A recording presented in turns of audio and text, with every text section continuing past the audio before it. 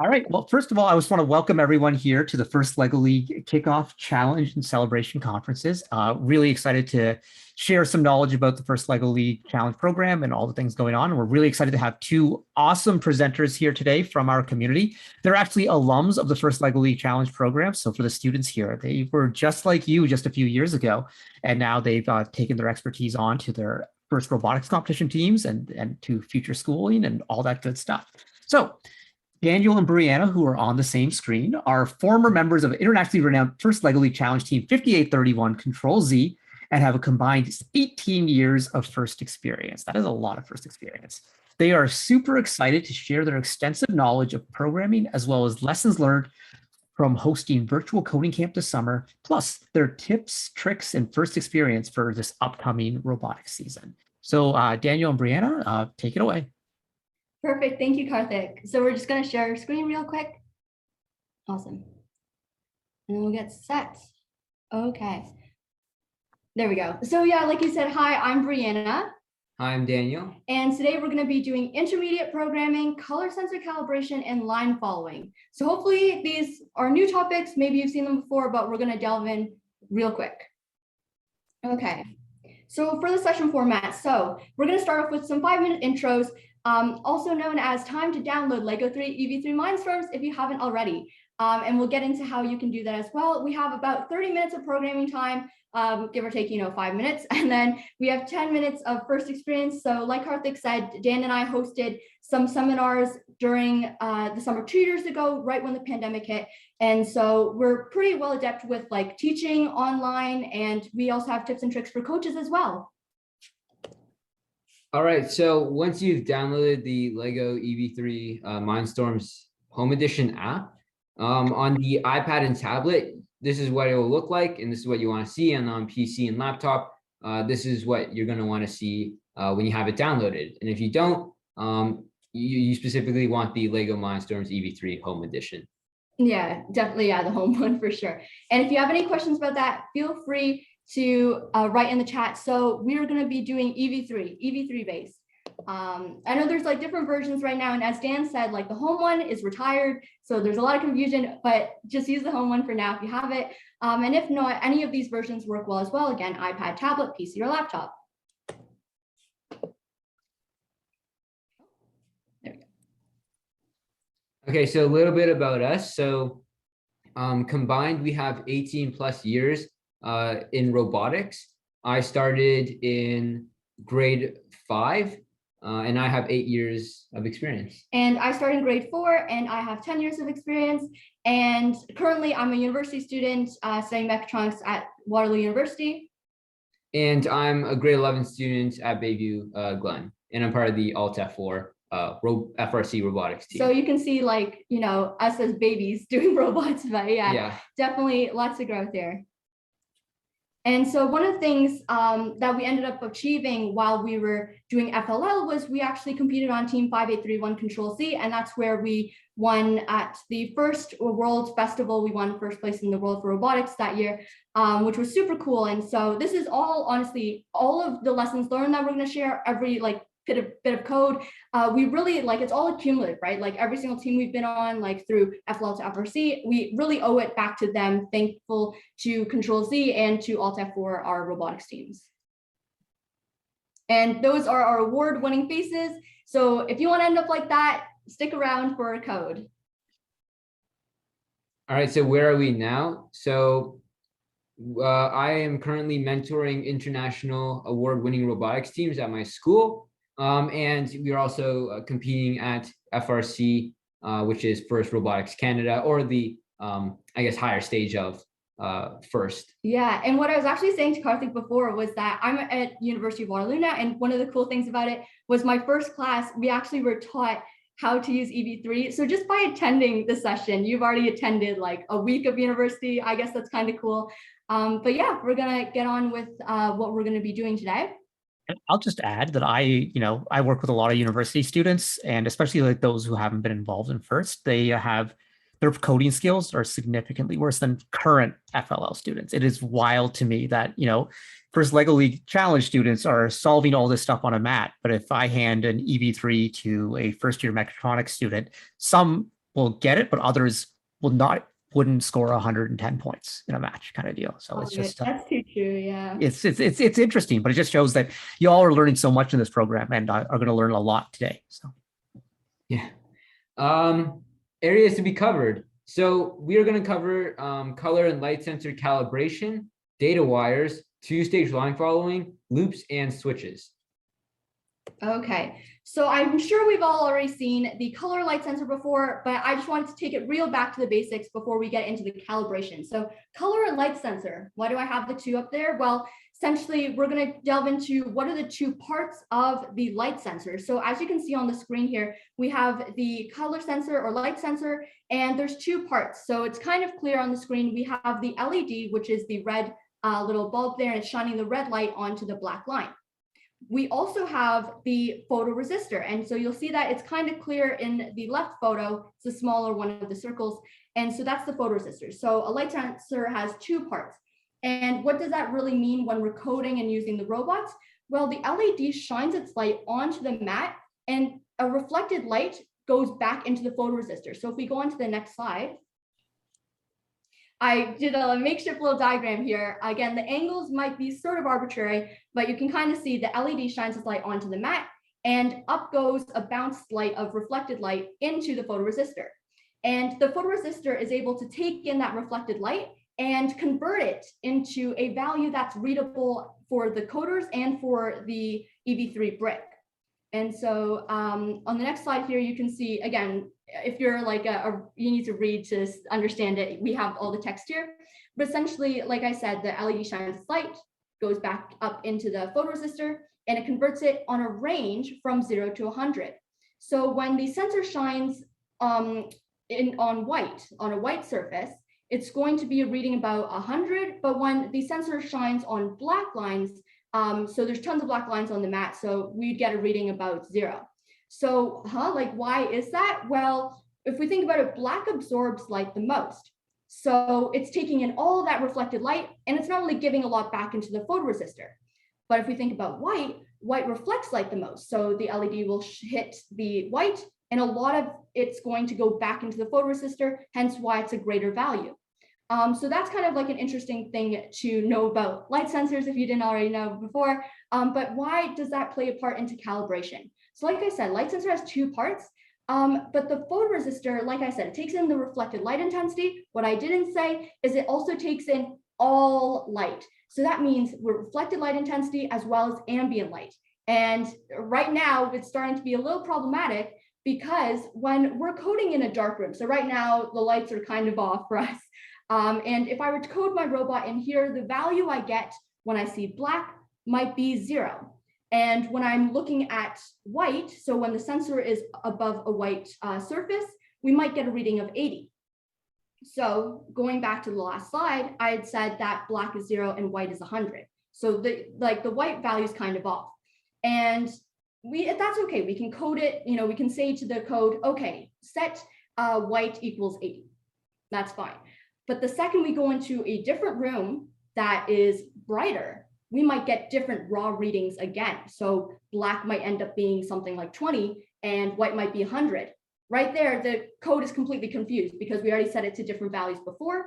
And it's kind of like, it's getting a little alarmed. So your code might not run as you may have wanted it to. So that's why we want to calibrate, is essentially, we don't want to reprogram code we already coded because we were switching into different rooms. And so, like I said before, calibration is a way of setting values. So what we want to do is we want to assign the value of 100 to white, and we want to assign the value of 0 to black. And we don't want to reprogram all of these input values when we run the robot in different light environments from the one we programmed it in. And what's really neat about calibration is that it stores the values in the robot's memory for future reference. So that's kind of neat. And so that is a bit about what is calibration, why it is used. And another thing I should add is when you should use calibration. You should use calibration whenever you're switching light environments. So like I said, switching from this room into my kitchen. I know we're all coding at home right now. So if you're bringing the robot around your house, you're going to want to calibrate right away. But in a more practical sense, when you're in competitions, you're going to want to calibrate the robot the second you go and set your robot on the mat, as well as turning your robot on. So these are like the three key things. If you remember when to calibrate, just remember those three and you'll be good to go. And so the last part here we have is what is a data wire? And a data wire, essentially what that does is it takes values that we collect and stores it into a different block. So we take that and input it into another one. And so that's what we're going to be doing to calibrate our calibration program. And hopefully I've talked long enough for you to download EV3, but we're going to get started into the code. So I'm going to open up a new project here. So if you're on the lobby page, that's completely, we're going to add a new project. There we go. So if you're on the lobby, just hit the plus button up here. And again, if I'm going too fast, going too slow, or anything's going wrong, let us know in the chat and we'll definitely take a look at that. So to get started, we're going to want to think about calibration in a more abstract sense. So like I said, the last thing I said about calibration is it stores the values for future memory. That's amazing. So that means when you are programming in a room, you don't have to constantly recalibrate. It's just when you switch. But we don't want to continue to store these values from room to room to room to room. So to do, I guess, counteract that, we're going to go into the sensor palette here, and we're going to grab a color sensor block and drag it up there. And the next thing we're going to want to do is go to the drop-down menu. And again, this might be kind of different depending if you're using the iPad or tablet, but they definitely do have a drop-down menu there. And we're going to go to calibrate, reflected light intensity, and reset. So what does this mean is we're essentially saying, okay, we're going to take our color sensor, erase everything from the history. We're starting fresh. So that's what that means. So I'm going to leave it on the screen for a bit. You can see like the different path we took to get there. And so now I'm going to hit reset. The next thing we're going to want to do is we need to now have a way to tell the person who's running the robot, okay, we need to place the light sensor on a black surface. And to do that, we're going to go down to the action palette and grab a text display block. And so right now the display is void, like there's nothing in it, because we need to go to the drop-down menu, select text and pixels. Okay, and up here, I'm going to tap in. So you can change the text. We're going to change it to place black. So this tells the driver, place the light sensor on black. There we go. Okay. The next thing we need to do is once we've displayed that, we need to tell the driver or wait for the driver to press and release the middle button because we need some sort of action to calibrate. So our action is pressing the middle button. We're going to go down to the flow control panel, grab a wait block. There we go.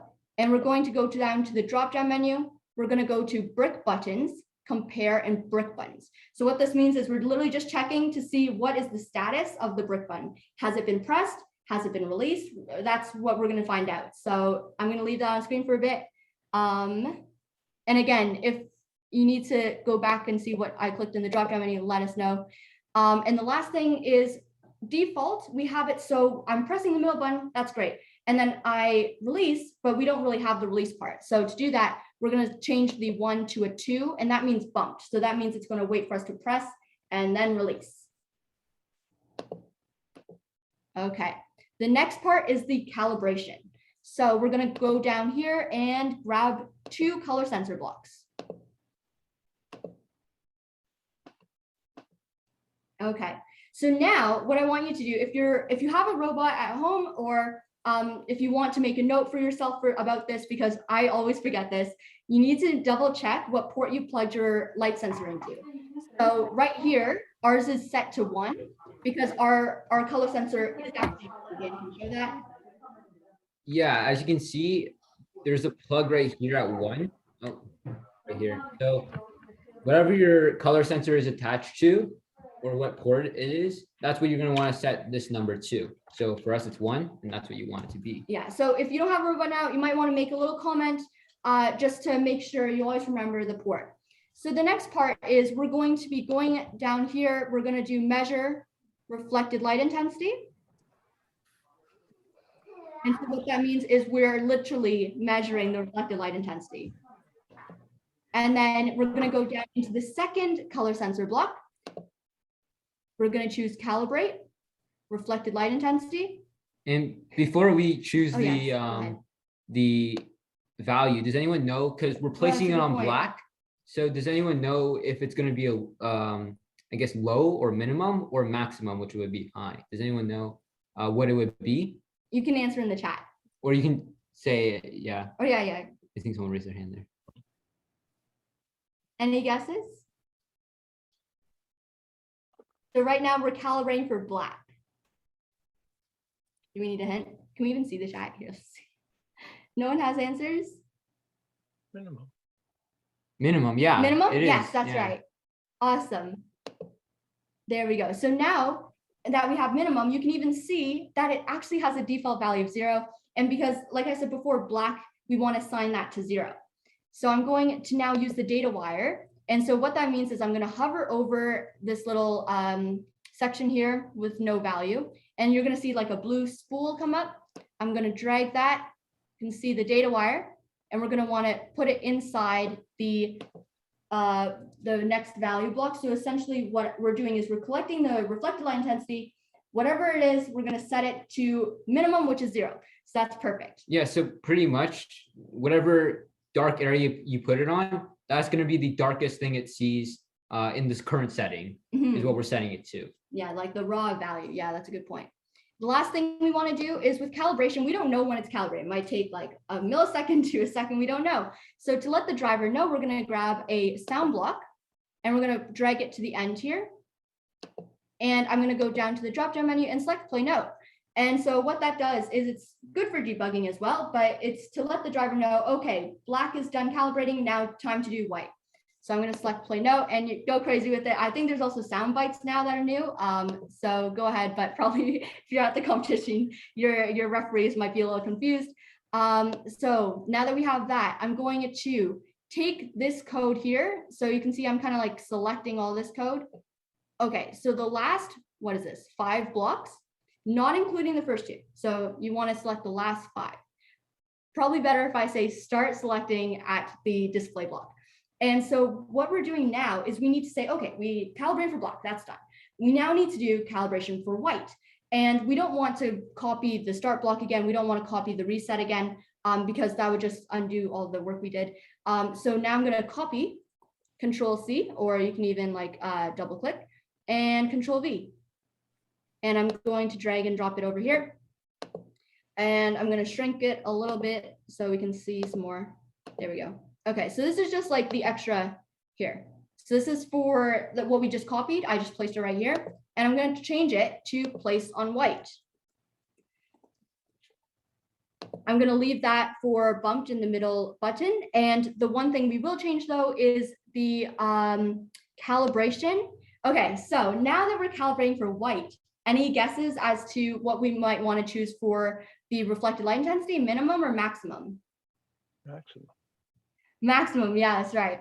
And again, you can even double check. You can see the value of 100 here. So I'm going to take the data wire, drag it and drop it in. And that is calibration. What we're going to want to do next is download it to the robot. And so in case you don't have a robot at home, we're going to send it quickly to ours. And again, you're going to want to call it calibration. Always, keep tabs on what you're calling your programs. Make sure it makes sense. And then save it. Oh, what do we want? Take off. And then I'm going to download it. Awesome. And then can we change the view of the camera real quick? You want to do this at the end or? Actually, Oh yeah, we can. Yeah, we'll do do it at the both end. programs at the end because they work in a pair. Okay, so now that we've done calibration, we're going to move on to line following. Okay, so can you guys see the slides just so you know? Okay, good. Okay, so what is line following? Well, line following is a method of transportation using the robot, and it can accurately get you from point A to point B, because usually using a move tank block, it could be inaccurate. You might end up in a variable place. And so using line following, you're going to be following the line the entire time, so you know exactly where you're going to be in the end result. There's no I guess, like yeah. variables that would Better than change dead it. Yeah, reckoning. yeah, Like, exactly. You know, just driving straight with a move tank or something. Yeah. And so that's pretty much why we use it. It's because it's more accurate than normal methods of moving on the field.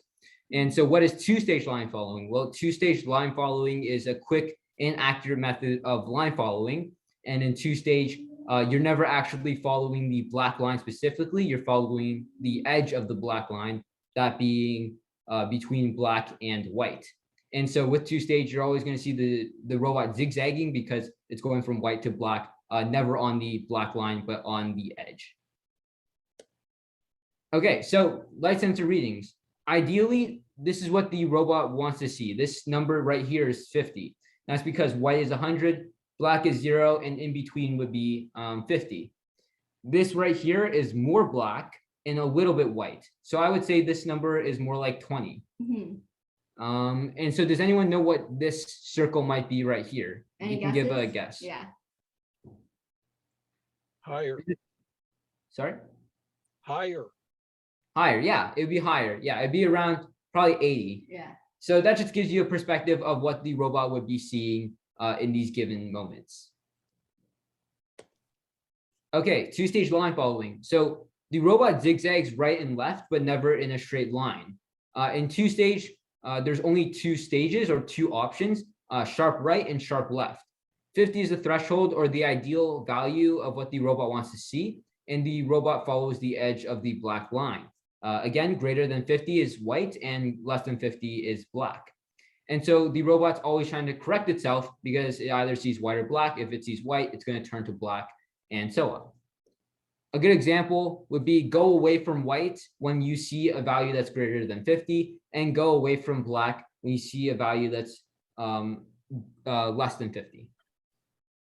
Okay, so now we're going to program it. Okay, so I'm going to create a new program right here.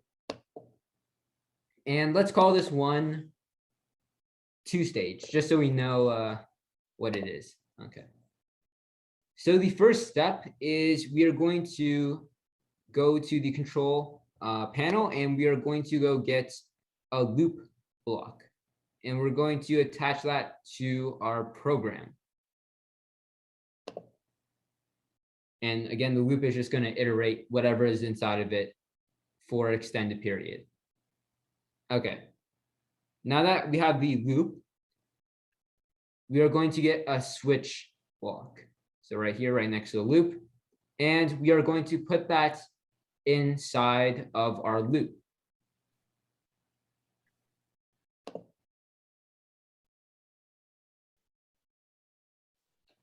Okay, so right now we have the start block, the loop, and the switch. And as you can see, the switch has two options, which is perfect for two-stage, I guess two-stage, two options. And one of these will be moving to the left, and this one might be moving to the right. So there's two options. And let me know if I'm going too fast, and I will slow down. Okay. Oh, it's a good group. Like they're fast at coding. Yeah. But yeah, we have the start, the loop, and the switch. Okay. So now we're gonna hit the drop down menu right here. I'm gonna click on it. And we're gonna go to color sensor, compare, and reflected light intensity. I'll just leave this here for a little so everyone can know where to go.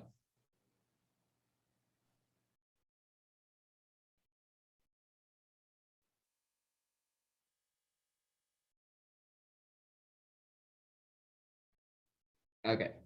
And so again, tell us in the chat if we're going too fast.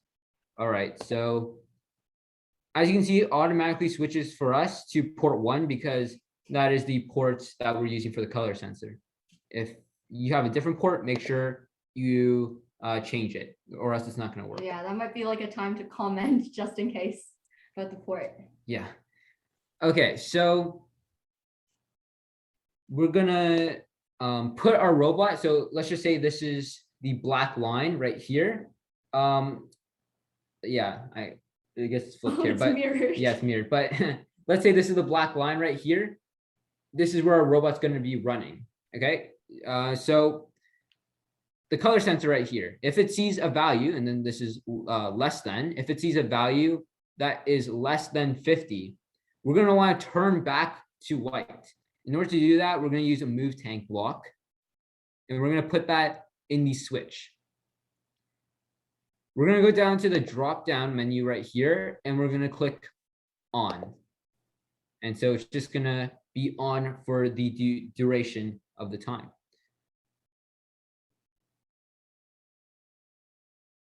And at this point, the robot, if it's a check mark, right? Check mark means yes. So if it is less than 50, meaning it's black, it needs to correct itself. It needs to go to a value that's, I guess, greater, which was white. So it needs to turn back.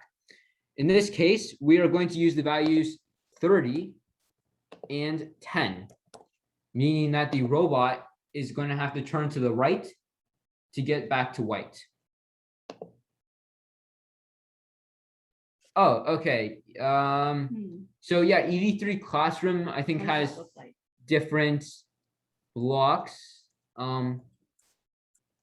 If you do have time to get the home edition, that would be It great. is. I know Dan took a look. It is retired.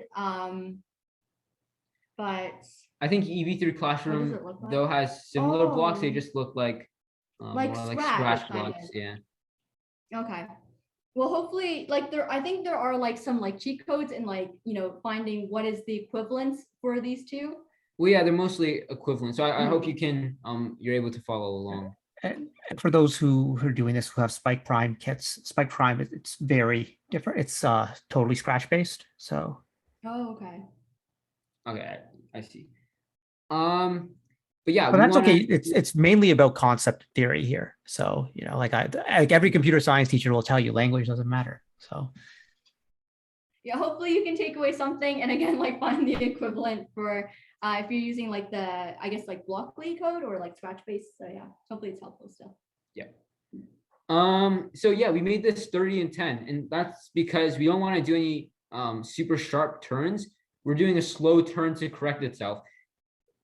A really sharp turn would generally make it inaccurate, and so we want to have little pivots along the side of the black line, and that's why it's 30 and 10. Also, I do remember like when we did have it as high values, sometimes it can overshoot. So like you might completely like pass the line, and that's why it's best to have it like kind of small so it just does that little wiggle. Yep. Okay, so now the X is false. So if the color sensor is seeing a value that is now false, so greater than 50, meaning white, we want to make it turn back onto the black line. In order to do that, it's pretty much the reciprocal of what we've done here. We're going to go to on, and we're going to change this one to 10 now, and the C motor to 30.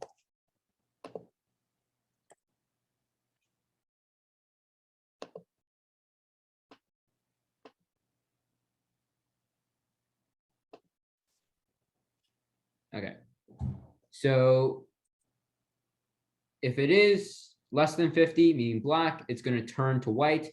If it's greater than 50, we are going to turn back onto black. Okay, and the reason we're using a loop is it's because it's going to do this for a certain amount of iterations. Right now it's on forever, but that wouldn't make a lot of sense. So we're going to put it to time right here. And we are going to set it to 10 seconds. That's how long we want to do it. And like, as Dan said, if we didn't have it in a loop, like you'd have to code that like so many times because it's literally like the smallest little wiggles. So like that might be like, 100 of those, like just that sequence. So in a loop is better. Yeah. So essentially, So essentially this loop is capturing the line, and then you'll move out of this loop and then do something. Yeah. If like, let's say you want to follow the line to get to a mission, I guess this is what you would use, and then afterwards it would do like maybe a claw or something, and you would put that outside. But for now, since we don't have any field missions, we're gonna just say off, just turn off. And so you're gonna get a move tank block, and you're gonna hit the drop down menu, and you're just gonna click off like this. And so it stops doing this after it's done doing this, or the 10 seconds. And that is the 2-stage line following. We're gonna download it now onto the robot, and Awesome. Do you want to switch the view? I'm just gonna share. Kick off. You can see it? Here it is. Oh, wow. Okay. So we have makeshift, since we don't have access to the mats. So we have here our calibration program. So Dan downloaded it. So I can see the kickoff project. Inside we have 2 programs, one called calibration, one called 2-stage. So the first thing you're going to want to do is calibrate. So I'm going to click on the calibration program, and I see on my display place black. So I'm going to take my light sensor. My light sensor is also shielded. We'll talk about that a little later. But we're going to place it on the black line. You have to be quite precise with the black line, and I'm just going to press it and release. There we go. Whereas white, like everywhere is white, pretty much, even on the actual mats. So here's white. Okay. And now we're able to do the 2-stage. Here we go. Oh. There we go. Yeah, So, so it's, there as we you go, can see, there's it's the little- jutting. And so it's constantly correcting itself. It's going to go off Off the mat. the There we mats. go. But Yeah, as you can sorry see, again, I it's put it on the doing, wrong side. yeah, you want to make sure you're putting on the right side of the black line. There we go. And as you can see, it's really accurate. It's zigzagging, correcting itself. And yeah, that is the 2-stage line following. Awesome. Yeah. And then do we want to here? I'll grab the robot. So now we can talk a bit about like tips and tricks. Here, I'm coming back. So hopefully like the quality of the camera was okay. You could see something. Okay, perfect.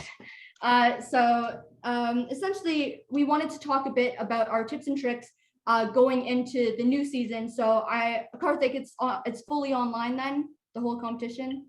The qualifying events this fall are going to be remote, but hopefully we are planning and expecting for an in-person provincial championship in January and February. But, you know, you can't predict where this pandemic's going to go.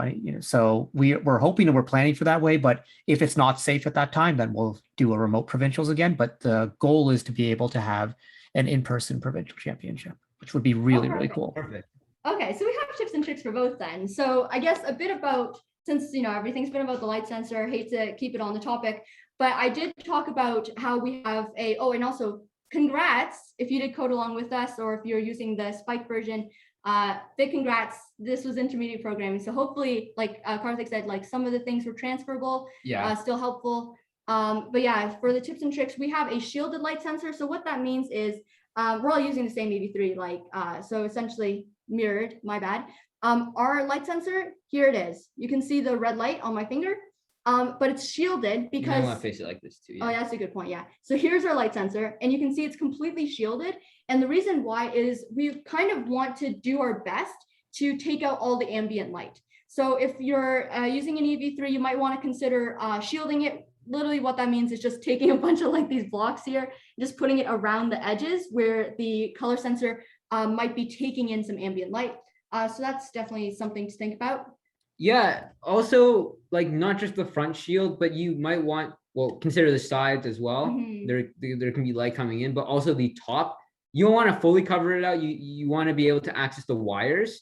But I would say cover up the top because light comes from the Ceiling, ceiling. yeah. So it's going to shine in regardless of this front shield. Yeah, and you can also ask us questions in the chat as well regarding like, I guess anything robot, like we're a game. But another thing to think about with calibration and our 2-stage that we just shared is it's super helpful going into competitions when you're doing judging sessions. I know it's like remote right now, but like provincials, we don't know, we'll see. But essentially like it's so neat when you can explain to the judge, this is what we did. We use this sensor, we use this code, we learned from here, like all that stuff. Like that's what they want to hear. Like those are like sound bites in a way, I guess, right? Like that the judges will like write down. So hopefully that's something you can think about as well, just implementing different ways to get across the mat. As Dan said, like dead reckoning, just going straight with a move tank. that's kind of unpredictable. Whereas line following, you can say we are getting places accurately, precise, like we know what we're doing on the mat. So it's a good way to get around for sure.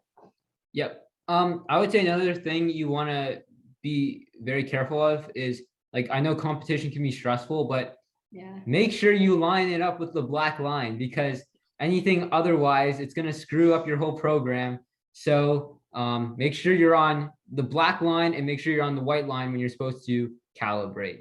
That's okay. Yeah, that's good. That's a good. I thought you were gonna say like competition is stressful, but also have fun, which is another thing. But that's True. also very important too. Yes, that's important. Competition is stressful, but make sure you're calibrated. Yeah. Yeah.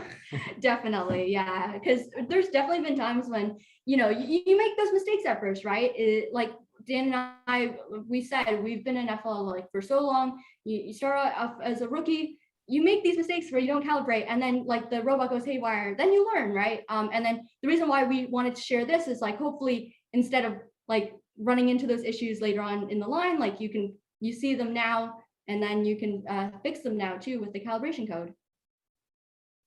Yeah. Again, if there's any questions, feel free. Dan and I also mentored a few teams too at our school.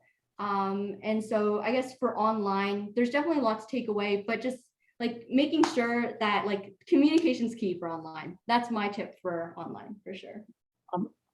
So the question I have about the coding is, so, with the line following, often you sometimes see like the best robots very like they hit the line and that are just smooth straight going.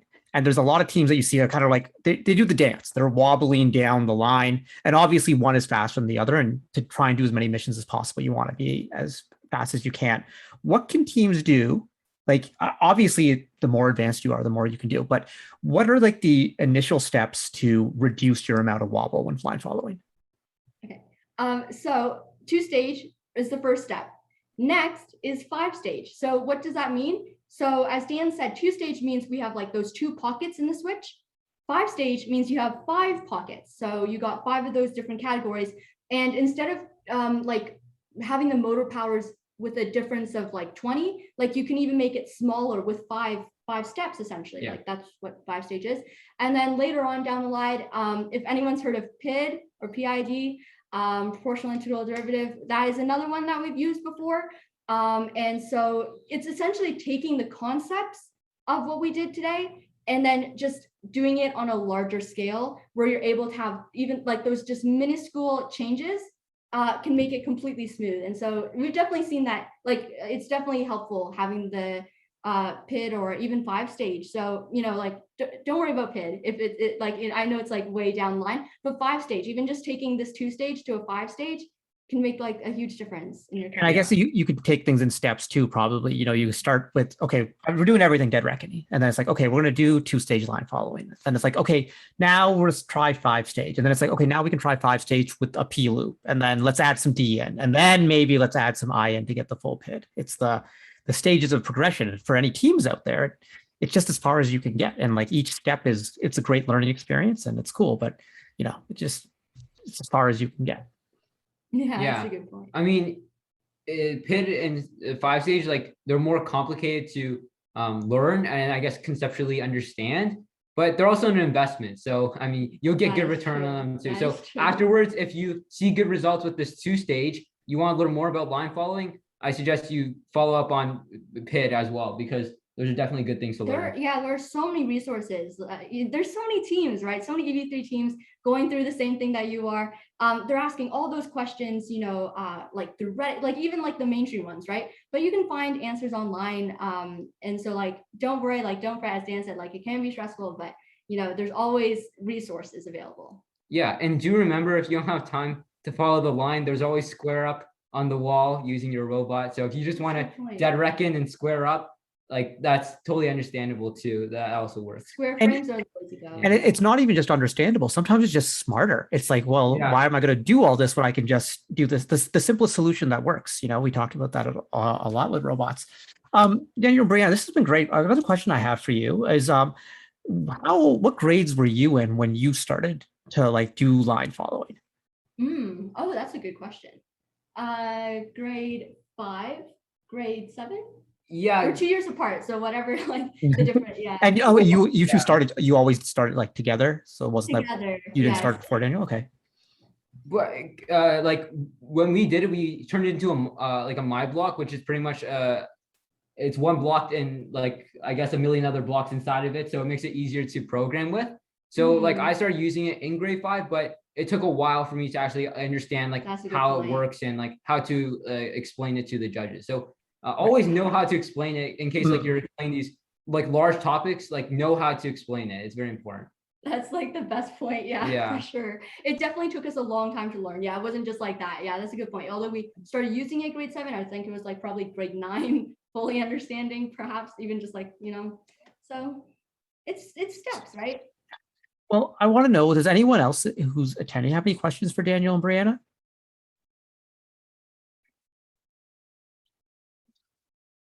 I think they kept it really, really simple. Okay, simple to get you going.